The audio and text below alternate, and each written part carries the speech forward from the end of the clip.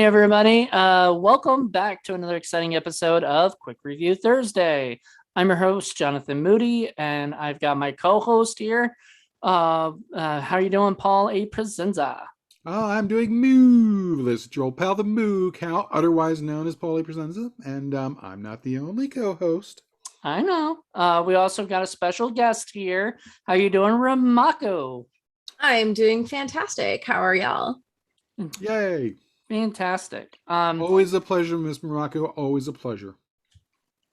Always. And we love having you, especially if we, can get you just randomly on one of our shows. We're just like, hey, come on, join us. Always. And you're always down. So that's great. We love it. Well, if you can, obviously if you're too busy, but you weren't too busy to talk about Legend of the Red Reaper. And I get the feeling she's going to bash it. Bash, the name of her dog. Yes. Oh, yes. The name of my dog. He's currently grounded. Oh. Did he get any bacon? That's our big question. He got bacon bits earlier. Does that count? Oh, yeah. Did he drink the blood of a demon? Yeah. That seems like a little bit of an overreach for a puppy. Yeah. Well. That's Paul's goal is to go over. Yeah. Yep. It's a Ganesh thing. What can I tell you? So we're gonna talk about Legend of the Red Reaper, and that is, you were just saying Ganesh, and talk a little bit about that. Okay, let's go with Ri Maku first. I want to hear your view on this movie. You do. Okay. Well, I did not like it. There were nearly zero parts that I enjoyed. In fact, much of it for me was very much if it's a terrible movie, you're supposed to enjoy it, right? Very. Like you're supposed to have some measure of enjoyment to it, and I didn't get that from this at all. So for me, this was possibly, I think this is the worst one I've seen. Really? Of all the ones we've shown you, or just ones? Of all the ones that you have shown me ever, this is the worst one. I really got a hold my beer feeling coming on here. Yeah, he could show you some worse ones, I think, but well, I think do you want me to talk about kind of what it's about, or do you want to do that? Sure, you could do that. So from what I recall in this fever dream of a very unfortunate film is that it's basically about this chick who is she's part of a group of people called Reapers, and they are the result of a demon blending, we shall say, with humans. They're supposed to be, super strong and all this like kind of superpowery type of stuff. And there's this sort of like complicated romance between her and this guy who's supposed to be a king or sent to a throne. He's supposed to be like the first person on the throne in forever. And it's just convoluted. I'm just going to hand it over to y'all. It's just yeah. To me, this doesn't really rise above the sort of standard cosplay fantasy stuff that I have seen many times. And especially since I went in and I did a little research on it and found out that apparently this movie went through a series of blenders as far as being edited. It got edited multiple time, including by and it ended up getting backed by Yui Bowl. So if that gives you an idea of where this comes from. But apparently she lost like 40% of the funding. It got stolen. Another post-production company held the movie in hostage and wouldn't give it back. And another one wanted to remove her and add in, who was it? It was like Steven Seagal or somebody like that to be like the lead, and then just re-edit stuff in there and just all kinds of crap. And just the fact that this actually managed to have a somewhat kind of, sort of, maybe coherent storyline is kind of impressive, frankly. But yeah, to me the story is weak ass, but it's not that much weak ass that I've seen with other stuff. It's the editing. The editing is awful. It's a chainsaw. But if you look at the IMB thing, she did the editing because she had no choice, because the editor left because they had no money, because the money got, stolen from them. So, I don't know. I don't know how accurate that is, but I mean, if that's going to happen, this is the kind of result that you're going to get. I totally agree, and I've had people steal my footage of stuff, and then I had one guy steal my hard drive. He was editing it, steal the only hard drive I had, which was stupid, which you don't do nowadays. You have more than one hard drive or whatever. But I was young and wasn't aware that people would do this. Somebody stole the hard drive and then left it in the rain. The innocent Mr. Moody. I know. So they left it in the rain and it got fucked up. And so Someone left a hard drive in the rain. So I mean, I get it. And I get, I'm glad that this movie is out and available, that they spent all that, as much money as they did, and they actually got it finished and made it, but at the end of the day, the movie doesn't make any sense. Yeah, and that's why there are scenes that are just used over and over and over, lots and lots of running, lots and lots of flashbacks, lots and lots of visions, quote unquote, lots and lots of stuff that just gets used over and over like so much ketchup. And it just becomes very, very fragmentary, and the narrative breaks down so that you really can't go A to B to C to D. And, that's the main sin, if you ask me. Yeah, there was a dream scene that was a good almost 20 minutes long, and I could not for the life of me understand why. Why was it so long? Padding, they probably. They probably were missing footage. Yeah. There was plenty of footage for it. I promise you, there was plenty of footage. It was just repeating over and over again when it didn't need to be. This movie should have been an hour and 10 minutes or an hour and 20 minutes, and it's an hour and 40 minutes long, which makes it just a little, just way too long of a movie. Yeah. And I think that's a bit of my biggest problem with the film is it just runs long. And if 20 minutes had been taken out of that stuff, I think it would have been, better. A tighter movie would definitely have been better. 70, 75 minutes.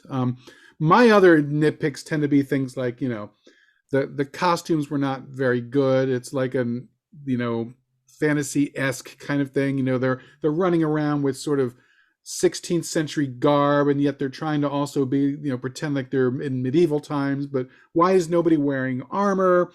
There's a fat guy who fights without armor, but apparently his flab saves him from getting killed, when, in reality, anybody without armor was going to be cut down immediately and he would just die. The language that they used in the film, hey, they say hey a lot. And I'm like, I didn't feel like that's a medieval saying, and stuff. I didn't buy a lot of the dialogue in the film. Yeah, well, and they don't really establish a place because, right. It's not really medieval. It's definitely not medieval Earth. It's more like, medieval times. This was like MySpace role playing. Mm-hmm. Yeah, that's what it felt like to me. Which is fine, you're gonna get a bunch of your friends who are probably into role playing and stuff, and get them to be in a movie. Hello, I kept thinking, oh, somebody's rolling a lot of ones here. Right. And that's cool, but it just, the biggest problem I also have with the film is I didn't really understand who was a Reaper, what was a Reaper, what do Reapers do necessarily that changes them from, I know they're demons or half demons, half humans. They're part demon. And then don't forget too, there are humans that sort of become semi-reapers temporarily if they drink the blood of a reaper. Yes, because that's where that army comes from. That King Eris, or almost King Eris, They attacked his castle. Mm-hmm. Mhm. And that one guy didn't want to drink the blood, so his father or whoever had to like force him to drink it, or whatever. It was like, I mean, I don't know. And it turns out they were all being manipulated by the demon Ganesh, who is a demon. And also and like the name Ganesh that's definitely an Indian god. Yeah, Right, that's an right, Indian right. god. But as far as demons go, they didn't seem particularly demonic. I mean, they had some bumps on their skin, and they could swing a big sword. Big freaking deal. What makes that a demon? Yeah, I mean, what is a It was demon the necessarily? wigs. The wigs Yeah. made them a demon. And That's what it it's was. weird because when I looked a little bit into just briefly in the background before I watched the movie, and I noticed how much Tara Cardinal was involved, and I was like, oh dear, this is going to be one of those vanity pieces that we get. That's exactly what I but thought it was. But the thing is that if she was going to do a vanity piece, she didn't do a very good job because her character, typically when you'd have that, she would be a Mary Sue and she would just kick everybody's ass and nobody would have a chance and blah, blah, blah, blah. She loses so many of her fights. She gets her ass kicked a lot. She's very impulsive. She does shit that gets people killed. She's very self-centered. She's really not a Mary Sue at all. She's kind of a crappy character. She is a crappy character, but the thing that my friends and we watched this together because anytime I got a terrible movie to watch for y'all, I got to do it right. Right. Yay, party time. What it felt like was a self-victimizing kind of Morgana Le Fay type of situation, like romanticizing just not being great at shit. I mean, I guess so. You don't usually see that in cinema, though. Generally, but you don't. See it a lot in role play. Yeah, you might see that. That's true. But I was talking with Moody about this before we came on. About Neil Breen is usually the king of doing vanity pieces. But you look at his characters, and his characters can do everything. They know everything. They solve all the problems, et cetera, et cetera, et cetera. That's your typical or Get Even. Okay, remember we watched Get Even, and he's the tough guy who solves every problem and blah, blah, blah. That's typically how most of these vanity pieces go. So it was kind of interesting to see her character fail so damn much. Right. But also think about how she failed for a moment. It was always failing in a way that made her still the seem center of attention, sure. Yeah, like vaguely attractive.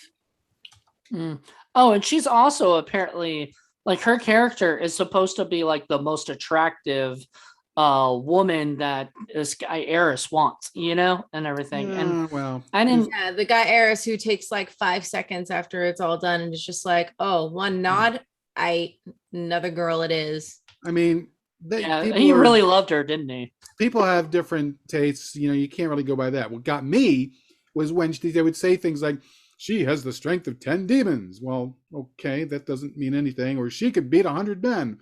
But we didn't see that. We actually saw her getting her butt kicked just about every single time. By two dudes. Yeah. Yeah.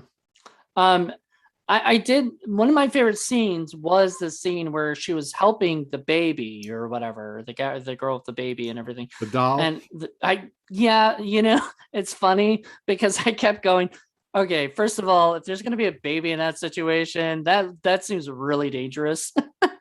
Like, it's not, of course, but it's obvious, you know what I mean? Like, that does not, and I was like, that mother's just the way they're handling it, you can tell, Yeah. So it seemed like that, and the mother didn't really care. Well, obviously, because the mother that was all set up, like for her to get ambushed by multiple different people. And then it happens again, the same person, the same baby.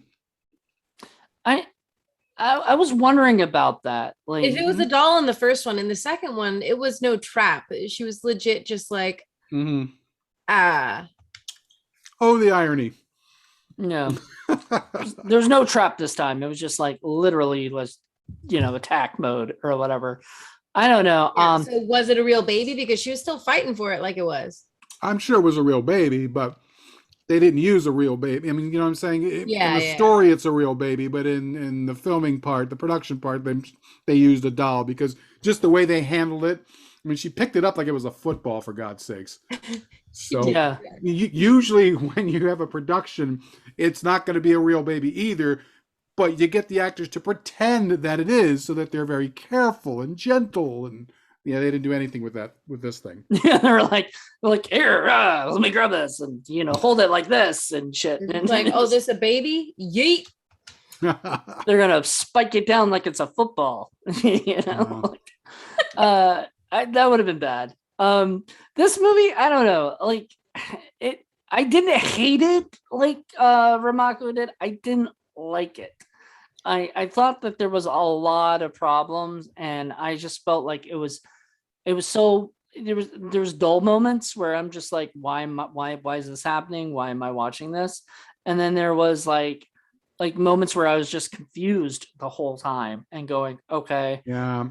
That's why I'm saying the editing is the biggest sin in this particular film. Just the way it chopped up the narrative and made it very confusing, and you couldn't tell what was going on. And the sound, the ADR, like probably the whole fucking movie. I know so much of it was ADR.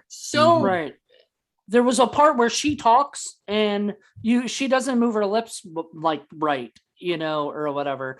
He talked perfectly, to her, but she messed up the delivery or something, and so it was weird. But yeah. I just a couple of the points that I want to say that are kind of positive. I thought most of the acting was decent. There were a couple of guys who were kind of very cosplay-y, but I've seen a lot worse. Yeah. And again, a lot of the stunts, the fighting, actually looked decent. It wasn't great. Fighting was pretty good. Yeah, wasn't great, but again, for the kind of stuff we've seen, I'll show you Alien Beast someday. You can see some of the fakest fighting you'll ever see in your life. Yeah. So yeah, but even the beginning, I actually liked the beginning. I'm not gonna lie. The beginning held hope for me. Yeah, and then it just kind of after a while, I just went, okay, that went downhill. Well, it's funny. I was the opposite. I didn't really like the beginning because as soon as you get all that voiceover, that's usually a bad sign. When you get a lot of voiceover, a lot of narration. Fortunately, we didn't get as much later on, but I can't stand that much narration. I kind of agree, but I kind of disagree. I sort of like narration sometimes, it just brings me back to, there's been a lot of old movies that do a lot of voiceover narration, but it's not supposed to happen now. There's not supposed to be as much voiceover. It's a dated method of storytelling for sure. But I think it works for this film. I just, sometimes it's what you've got. I mean, I'm thinking, I'm looking at you, Creeping Terror, where the guy lost the soundtrack and had no choice but to go back and just. He lost the soundtrack? He lost it. He had to go back and narrate over like 90% of the film. Oh my God. And he would narrate it telling us exactly what was happening. My goodness. Have you not seen Creeping Terror? I've not seen Creeping Terror. Not only is that one of the greatest bad movies of all time, they made a fantastic documentary about it called The Creep Behind the Camera. You need to see that too. Because again, the story behind the making of that is awesome. Yeah. Paul was really disappointed because we did a review of that, and it was him and Lenore, and then I was supposed to do it on my own. So I had no idea what they rated it. And I actually kind of enjoyed it. I enjoyed my time on it, watching it. Are you salty about that? What? I don't feel guilty at all. I love it. No, I asked if Paul was salty. A little tiny bit. I couldn't believe it. I was like, really? Really? Creeping Terror? Because Lenore was like, that's the worst thing I've ever seen. I'm like, yeah. I don't know. It was fun. It's a carpet monster from outer space, the slowest monster in movie history. And not only that, but everybody has to actually sit there and allow the monster to eat them because it moves so slow. They have like 8 college kids on their hands and knees trying to make the thing crawl. And then the mouth opens up and they have to like sit there when they could have just left. All right, we're here to talk about Legend of the Red Reaper. I know, it's true. So one day, Ri Maku, I swear to God, we're going to sit you down with so many movies. Okay. It's gonna be awesome. We'll have to have like a full movie day, get a bunch of pizza. Yes. Yes. You need to come back to town. June. June, possibly. That honeymoon is at the end of June. So I will have to see what is on my horizon, but I will let you know. Definitely. Okay. But We anyway, can't wait for that. this So disaster. Let's talk to- about we're almost done because it's a quick review. So we just wanted to kind of talk briefly about this. But I guess Paul, are we gonna do our ratings for this? I mean, We've been sure. doing- Why not? we've been There's doing three of it. us. Whenever there's Yeah. three of us, I think we should. Yeah. So explain the rating system to everybody. All right. So we use a stinkometer by which we score our films on a 1 to 10 score, wherein the least amount of stink gets the lower score, and the biggest, smelliest, stinkiest pile of stink gets the higher score. Okay, so think of it as if you're walking into a room and you smell something and someone says, how bad is it on a 1 to 10 scale? If it's really bad, you're going to give it a 10. On the other hand, if you don't think there's any stink at all, you'd give it a 1. And if you think it's kind of in between, you might give it a 5. And if you're feeling settled, you can give it a half step. So a 4.5, 5.5, 6.5, that kind of thing. Then we take our 3 scores, we total them up, and then we find out, usually we rank it up against all the other stinky movies we've seen, but since there's 3 scores, we can actually put it onto our stinkometer and see if it ascends into the stinky heavens. The letter stink, you mean? Because I Right. think we're not going to put it on the stinkometer itself, but we'll put on the letter stink and see which one it matches up with. The ladder of stink. So I'm going to go first, and I'm going to say it was a 6.5 for me. Like it's not all the worst movie I've ever seen, and not even the worst fantasy film we've seen, by any stretch of the imagination. But it's not incredibly well done, and it's not great, and I don't know how much I'd ever want to watch this again. So 6.5 for me. Ramaku, what do you say? I'm gonna give it a 10. Whoa! All right. Wow. Yeah, you did tell us Not holding back. this was the one you didn't. This was the one. This was the one. All right. This is the straw that broke this particular camel's back. That is my 10. This actually makes me very happy. Well, I have such movies for you, Ramaku. You swore you were going to get one out of me. I can find a way to enjoy anything, but I did not find a way to enjoy this movie at all. She Fair even enough. liked Alien Prophecy more than this. I liked Alien Prophecy more than I liked a lot. Yeah. more. Well, a lot of the ones we've been nice and we've shown you. I liked that werewolf movie more than this. The werewolf movie, Paul's got to see at some point, Curse of the Wolf, but it's not the Curse of the Wolf you think of, Paul. There's another one. It's a lower budget. Okay. But you would like it. I feel bad, but it's great. Yeah, it's fun. It's a lot of fun. We had a lot of fun with watching that one. Yeah. So what about you, Paul?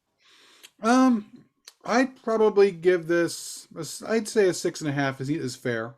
That's about what I would have given it. Looking at it from a fantasy role-playing point of view, this was the kind of story that I role-played back when I was 15. So there's nothing there that I hadn't seen or done before. It's the kind of story that you see a million times in a million one of these fantasy movies. And it was butchered to the point where it almost was incoherent. However, there were enough bright spots in the movie that paled in comparison to a lot of the other fantasy crap of the movies that I've seen. Maradonia being the top of the list, although there are others up there that are pretty awful as well. I can't compare this, favorably to Turkish Star Wars. There's just no comparison, which was a 10 from me. Yeah. that one got a 30 throughout. So, but yeah, I think it's funny. I think Paul and I sort of have this generally the same, kind of range of stuff or whatever, like thoughts and stuff, because we've watched all of these movies and we've seen some that are way worse. So we can kind of judge on that. But, I agree. If you don't like this, honestly, 10 is the perfect thing for that. It's true. Compared to at least the movies that I've been showing Ramaku, this one definitely lacks the fun, that a lot of the other stinky movies, though they might be bad, are a lot more fun, and you can be more invested in it and you can enjoy it. There's less enjoyment in this. if this had been the first film that I had watched with you guys, I would not have returned. I would have been like, well, Oh that wow. certainly fits the bill. That is a terrible movie. And I would have just left it at that and been like, Because you would have thought that's what it's going to be like. would have thought it was a time. bunch of self-serving, egotistical. Just I wouldn't have been able to do it. No way. All right. Well, Have there you go. seen Neil Breen, by the way? No, she hasn't. I don't think. Oh my I Have goodness. haven't seen so many things. You still have to just Educator. Step into my world. I'm here. I'm waiting. Oh Give me your dear. best shot. So All much right, to think. we've got parties to do, so Absolutely. We Absolutely. do. When I'm in town next, we will have a watch party of Yeah, just we need a your stinkathon. top That's what we favorites. need. yeah, we need we need a stinkathon. We haven't had one yet. So, Okay. but yeah, we will definitely get you on that, Ramaku, whenever you can come visit. But anyway, thank you so much for coming on the Zoom with us and chatting and doing this. And Like I said, always a pleasure. And Yeah. Paul, thank you for coming on and everything. I know you were busy today, so getting this done and getting everything else that you got going on. I It's managed to crazy. get my gardening finished just before I came on. So I'm Oh, all that's right. good. That's good. And everybody else, thank you guys for checking this out. Hope you enjoyed it. Join us in 2 or 3 weeks. I'm not sure which one it will be.